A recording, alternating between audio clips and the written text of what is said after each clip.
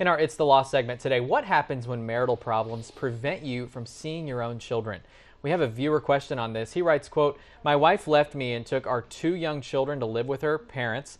There's no legal reason why I should not be able to see my children, but she will not let me visit with them. We don't want to get a divorce, but I want to see my kids. So what legal rights do I have as a married man to my children?" Now, Attorney Jay Davis is here to give us some advice on this. This is a hard situation for everybody involved. Very now, difficult. talk to me about this. If they're not divorced, doesn't she have a legal obligation to let him have some sort of visitation? Well, she doesn't have a legal obligation at all, but he has a legal right.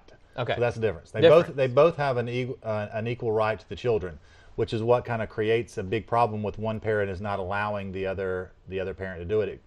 What may happen in this situation is they might go and fight over the kids. That's not a good situation.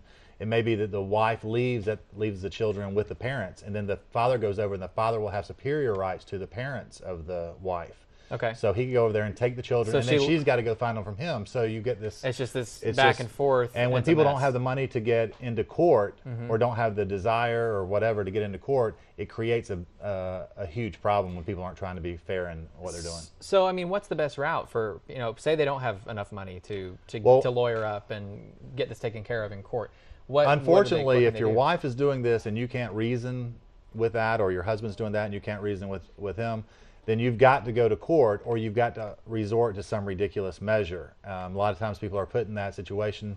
If somebody takes your child and is holding them, whether it's their other parent, a lot of people are going to do whatever it takes to get to their children. Now, there are situations where something like this is justified. So say she's taken the kids for reasons that she believes are justified. A lot of times there may be something she should go and seek a protective order. If that was the case, there's plenty of ways in our communities today where a woman can take her children, or a man can take the children, and prepare a protective order, have assistance, free assistance for protecting those. But what he needs to do it in a legal manner is go to court and file for a visitation, a child custody arrangement, and either seek full-time custody or a liberal visitation right.